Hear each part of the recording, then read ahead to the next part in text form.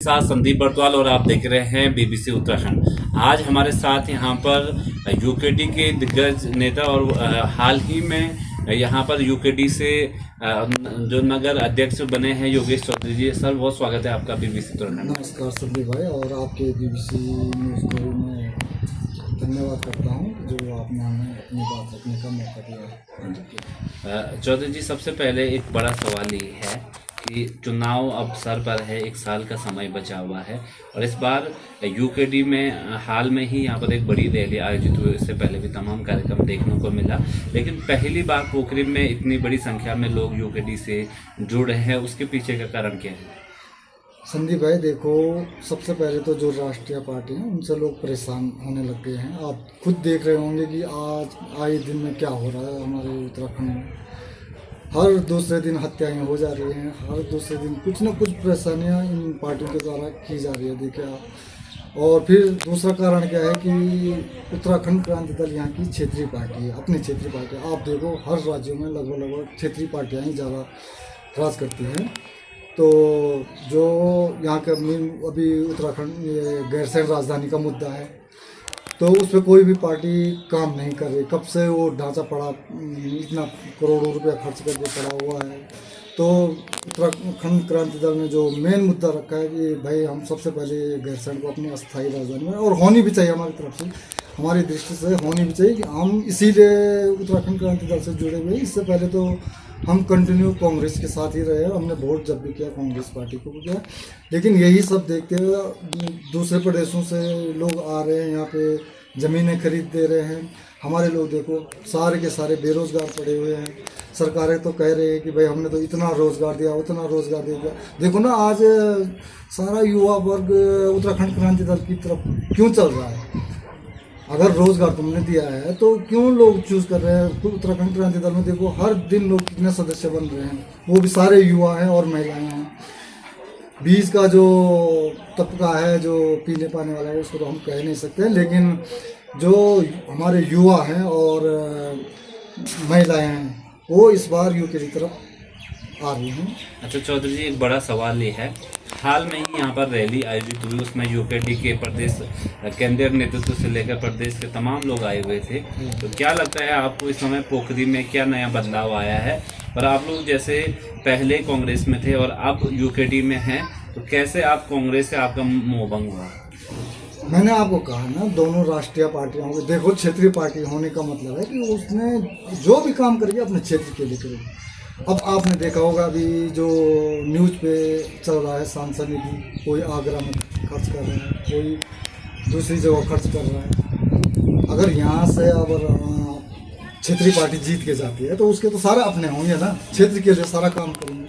जो भी काम करेंगे अपने क्षेत्र के लिए करेंगे। जैसे अभी पानी देखो, सारा पानी यहाँ से जाता है, हमारा पानी तो खाली ऐसे ही वेस्ट हो रहा है ना। सारे हमारे लड़के बेरोजगार, कहीं पे मशीन जब आप लगाओ, जो ये राष्ट्रीय पार्टी जो सत्ता में बैठी, जब इतना पैसा करोड़ों और अरबों रुपया चुनाव पे खर्च कर सकते हैं, तो क्या पानी यहाँ पे फ्रीडम है? बिस्लरी यहाँ नहीं बन सकता है, कोई भी चीज़ है पानी को यहाँ पे शुद्ध किया जा सकता है ना। यहाँ पे यहाँ के लोगों को काम मिल सकता है। ऐसे ही गैरसैंण राजधानी का देख लो, जो मेन मुद्दा रखा हुआ, अगर गैरसैंण यहाँ पे अस्थायी राजधानी बनता है तो वो तो आप भी जानते हैं कितना बेनिफिट है यहाँ के लोगों को। क्या ये तो सेंटर में है उत्तराखंड के पूरे, तो सारी जगह इसका प्रभाव पड़ेगा। लेकिन चौधरी जी, एक बड़ा सवाल ये भी है कि गैरसैंण राजधानी बनकर आपको क्या लगता है फायदा क्यों होगा? क्योंकि तमाम प्रकार से आप नेताओं के बयान देखते हैं कि कई नेताओं का कहना है कि गैरसैंण आज भी वहाँ पर विकास नहीं हो पाया है, जिससे कि उत्तराखंड पर आर्थिक बोझ बढ़ेगा।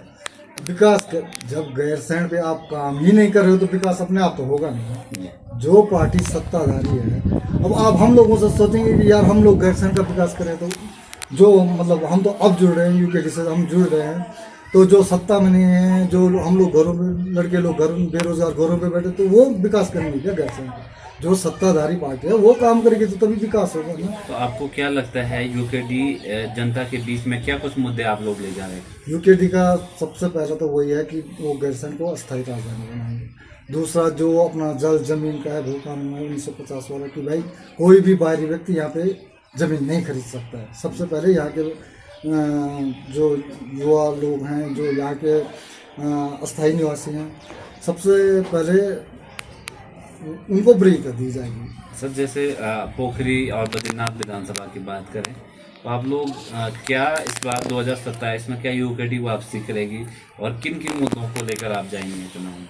उम्मीद तो पूरी है संदीप भाई की इस बार यूकेडी आनी चाहिए भी, हम तो ये बोलते हैं, क्योंकि भाई इससे पहले भी हम भी दूसरी पार्टियों से जुड़े रहे, कोई बीजेपी से जुड़ा रहा होगा, कोई कांग्रेस से जुड़ा, 2 ही पार्टियां थी यहाँ पे। लेकिन इस बार जितने भी लोग हम देख रहे हैं, जो लोगों का रुझान है, हम जा रहे हैं, गाँव में भी जा रहे हैं, इधर बाजार में भी देख रहे हैं, हम हर जगह पे टीमें बना के हम लोग जा रहे हैं। तो अधिकांश लोगों का हम यही मत देख रहे हैं कि भाई इस बार परिवर्तन करना है। इसकी वजह क्या है, मैं आपको एक चीज़ और ही बता देता हूँ। जो हमारी सत्ताधारी पार्टियाँ, अभी तो बीजेपी है पिछले 10 सालों, ये 10 सालों से, तो हमारा उत्तराखंड का युवा, मेरे को ऐसा लगता है 70-75% आर्मी पे डिपेंड था, आर्मी पे डिपेंड है।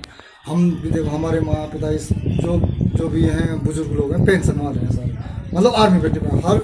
हर गांव से, हर परिवार से एक व्यक्ति आर्मी में होता ही होता था पहले। आज आप देख लो, आर्मी को समाप्त कर दिया, अग्निवीर भर्ती लेके आ गए 4 साल की। 4 साल में क्या होगा?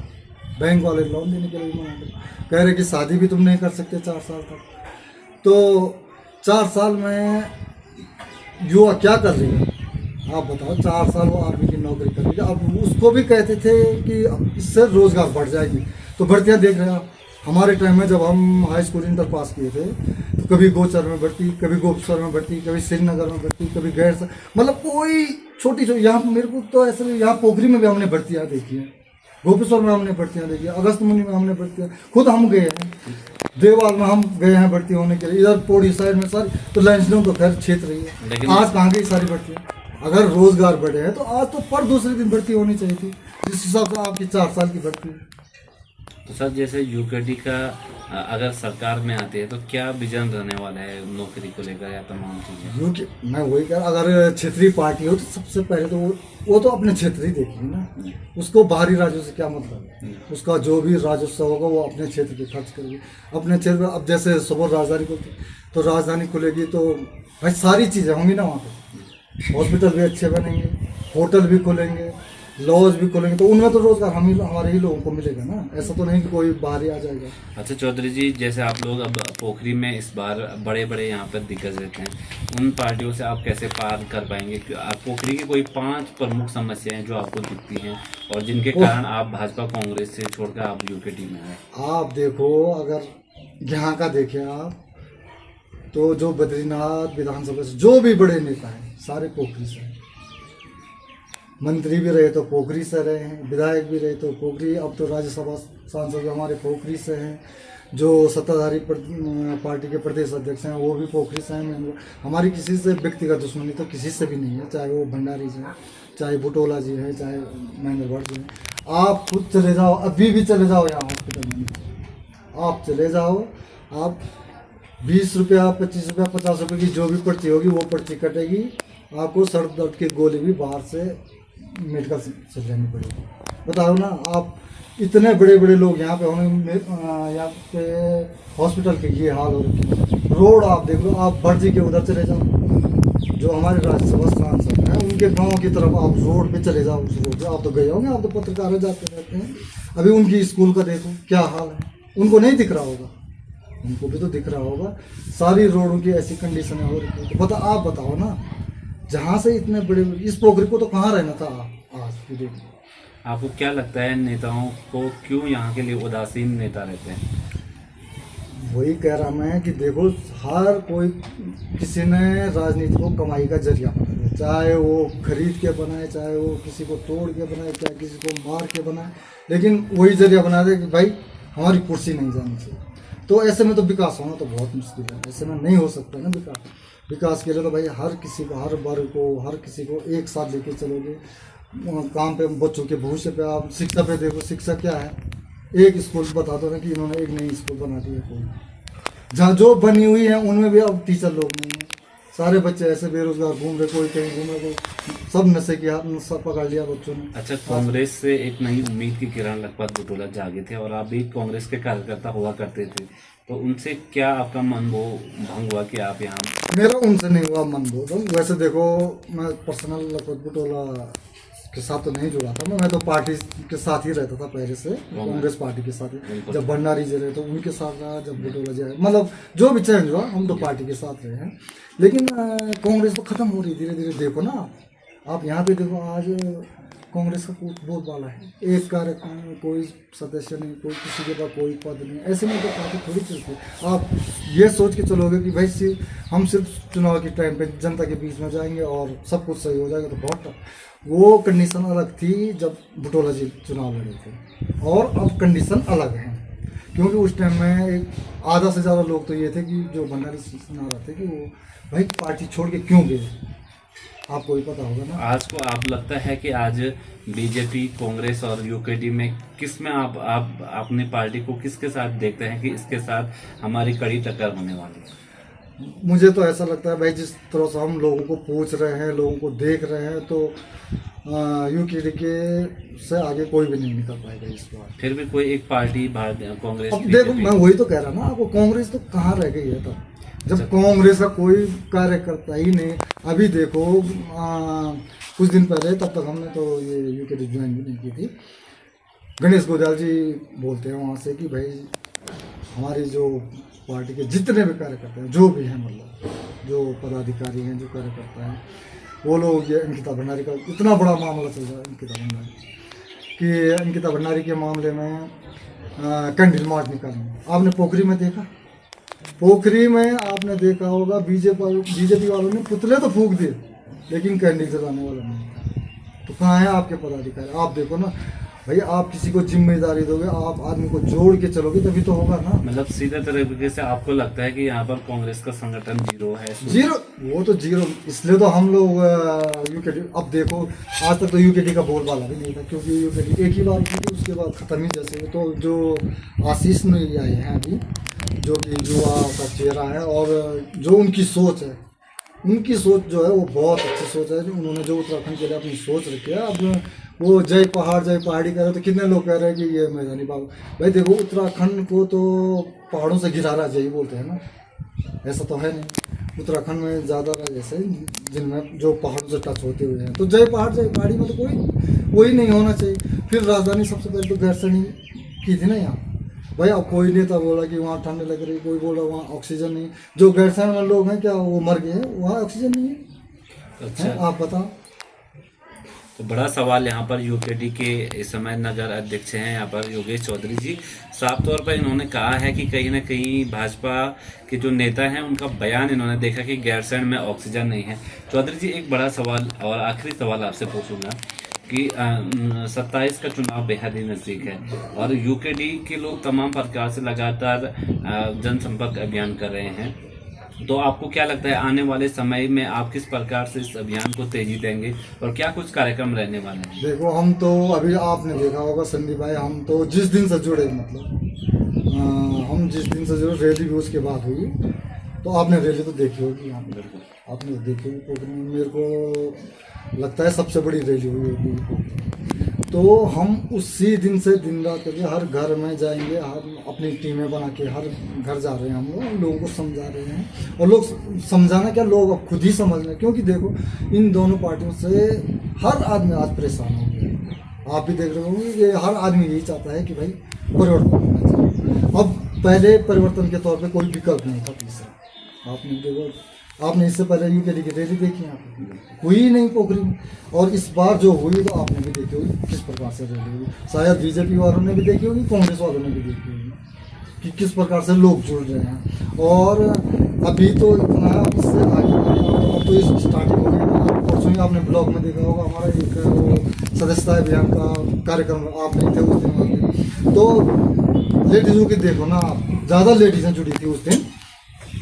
तो हमारे यहाँ पे वो पवार जी की वाइफ है यहाँ नीचे पे, वो हॉस्पिटल में आपने देखा, वो छोटी सी दुकान चलाती है, चाय की ठेली चलाती हैं। तो उन्होंने अपनी बात रखी, आपने सुनी उनकी बात। उन्होंने क्या कहा कि देखो, ये ज़मीन हमारी है, यहाँ का ज़मीन जो है, हम यहाँ के स्थायी निवासी हैं। मैं यहाँ से गोचर मेले के टाइम पे दुकान लगाने के लिए, क्या है, उनकी एक चाय की दुकान है, कितनी जगह चाहिए उनको, उनके बच्चे उसी दुकान पे पल रहे हैं, उनके बच्चे। तो पुलिस वालों ने, अब पुलिस वालों ने थोड़ी किया भाई, पुलिस वालों को तो ऊपर से ऑर्डर होगा ना, पुलिस वाले अपनी मर्जी से थोड़ी काम करते हैं, उनको तो ऊपर से ऑर्डर है। तो वो देखो कैसे रो रही थी परसों की, देखो क्या 8-10 दिन 100-200 500 रुपये हम कमाते हैं वहाँ पे उस मेले में, लेकिन हमको उन्होंने वहाँ से निकाल दिया। तो ऐसी समस्या लेके लोग यूकेडी के साथ जुड़ा, और यूकेडी का मेन क्या है कि जो यहाँ का स्थायी निवासी है भाई, सबसे पहले उसको प्राथमिकता दी जाए। ऐसा नहीं कि भाई मेला हो रहा हमारे गोचर में, तुमने ठेकेदार बुला दिया, कोई मुजफ्फरनगर का, कोई दिल्ली का, कोई कहीं का, कोई कहीं का, तो भाई यहाँ का तो आदमी बेरोजगार होगा ही ना। अंत में आप क्या कहना चाहेंगे बद्रीनाथ विधानसभा या अन्य जनता से? मैं तो बद्रीनाथ विधानसभा की क्या पूरे उत्तराखंड की जनता से यही अपील करता हूँ कि एक बार परिवर्तन होना चाहिए, और आप सभी को इस बार यूकेडी को मौका देना चाहिए। मैं तो हाथ जोड़ के विनती करता हूँ, क्योंकि हम लोग भी भाई पहले से ही दोनों पार्टियां देखी हमने, बीजेपी भी देखी और कांग्रेस भी देखी। तो मेरी एक अपील है हमारे बद्रीनाथ की विधानसभा में जितने भी लोग हैं, हमारे भाई बहन लोग हैं, सभी भाई बहनों से हमारे लिए अपील है कि भाई एक बार आप यूकेडी को मौका दे के देखो, जनता ही सत्ता पे बैठाती है, जनता ही नीचे उतार देती है। तो ये हमारे साथ, बहुत बहुत धन्यवाद चौधरी जी आपका। ये हमारे साथ योगेश चौधरी हैं, उत्तराखंड क्रांति दल के जो पोखरी नगर अध्यक्ष, इनको हाल ही में दायित्व दिया गया है। इनका साफ तौर पर कहना है पोखरी राजनीतिक दृष्टि से बेहद ही संवेदनशील रहता है, और यहाँ पर बड़े बड़े नेता यहाँ से होते हैं, और पोखरी बद्रीनाथ विधानसभा की राजनीति के एक बड़ा जरिया देखने को मिलता है। ऐसे में इन्होंने साफ तौर पर कहा है कि भाजपा कांग्रेस से अब लोगों का मन उठ चुका है, अब यूकेडी की जो बयार है वो देखने को मिल रही है। अब आने वाला समय ही बताएगा आखिर यूकेडी किस पार्टी को फाइट देती है और 2027 में किस प्रकार से यूकेडी का परिणाम रहता है। आप लोग लगातार BBC उत्तराखंड देखते रहे। मैं संदीप बर्तवाल, नमस्कार।